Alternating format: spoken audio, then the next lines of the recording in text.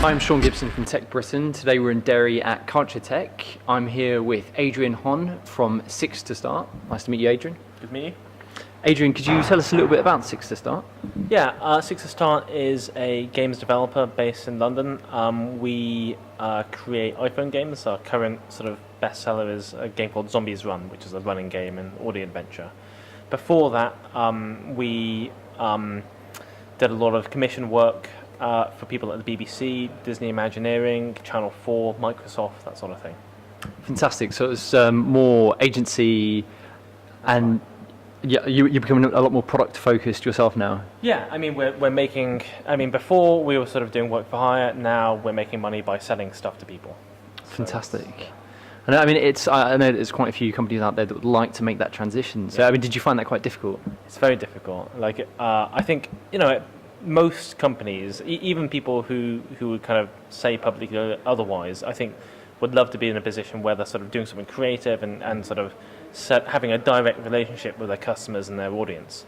The problem with that is often that if you're an agency, you're on this kind of treadmill of trying to pitch for more work and get more work, and you have to sort of feed the beast. And sort of switching over and sort of saying, okay, we're going to spend this amount of time and money not on pitching for new stuff and winning new projects, but to go and produce maybe a risky product. It's a very hard one to sort of make.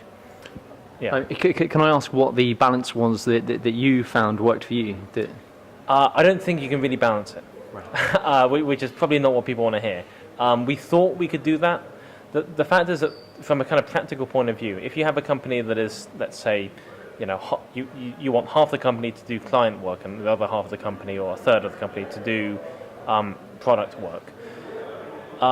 If your client comes banging on the door saying this thing is late, and we're paying you a lot of money, get on with it, you have to be very, very strong at sort of project management and client management to go and say no, like we're not going to transfer resources from this other half of the company to get it done. And so I kind of tend to think that most companies, are probably better off doing one or the other. I know there are some that have been able to make it work to some extent, but I don't think they really sort of take it very seriously. And you're based in South London, are you? Yeah, at the moment we're based in Clapham, which is a great place to be, but we're moving up to Archway in North London. And what was the reason for that move? It's because, the main reason is because I realised that most of the people in the company actually lived in North London, and they were spending an hour commuting down to South. And we were based in South London because I wanted to walk to work, and I live in Clapham. And I thought this is kind of a bit unfair for me to sort of drag these guys down. So I thought we'll move the company up north, and I'll move up north as well. Oh, fantastic! 'Cause I was going to say that's quite sacrifice. Like now you've got the hour commute, like to get there each day.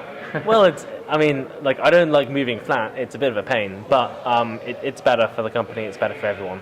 No, fantastic. I mean, are you now at a stage whereas company culture plays quite an important aspect of your day? I mean, it always does, but it's something that you have to become more conscious of as the company expands. I mean, at the start of the year we were 4 people, and we're literally in my sort of front room, and we're 4 people. You can sit everyone down together, and you can have a conversation with everyone.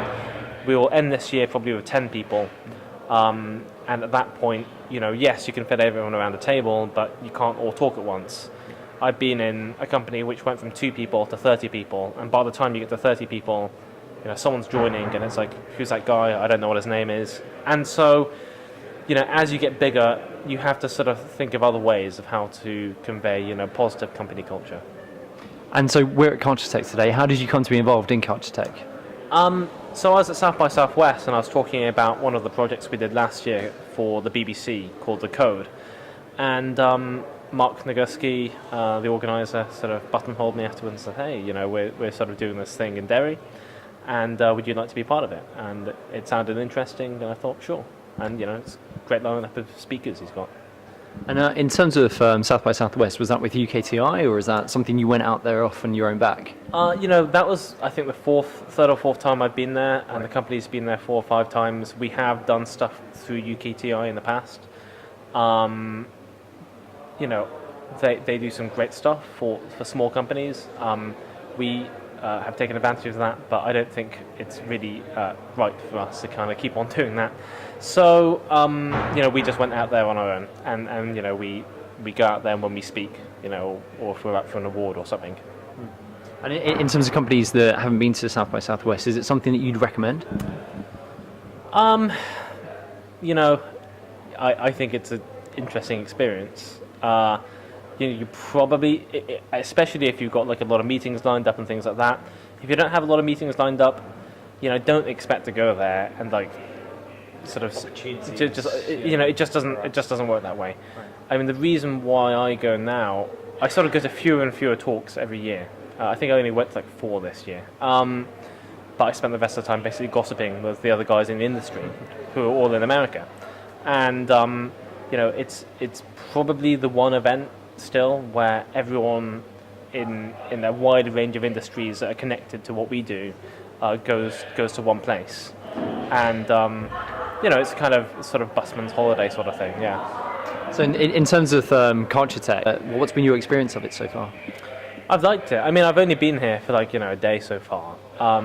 It's the first time they've run this conference. They've got a really good lineup of speakers, and I actually mean that. It's I've just been talking to people, and there's a guy who's doing this sort of iPad graphic novel about Iran. I thought, I read about that. That was awesome. And there's another guy who's doing doing the thing tonight about laser pointers and games with projectors. I thought, yeah, I read about that. That's awesome. And like all these people who are maybe not like the most famous people you've heard of, but are doing really cool stuff. And I thought this is like, it's good. It's a good group of people. I wish I was able to stay for longer. I think for the first kind of run, it's going well. But these things normally get better over time. Yeah, certainly. No, it's great. It's great to be a part of the first one, though. Yeah. And so, just in terms of your plans for the future, what are your plans?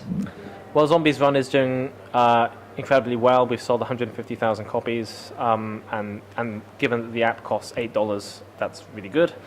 We are continuing to update and sort of add content to Zombies Run. It's already on iOS, Android, and Windows Phone. We are doing spin-offs and add-ons.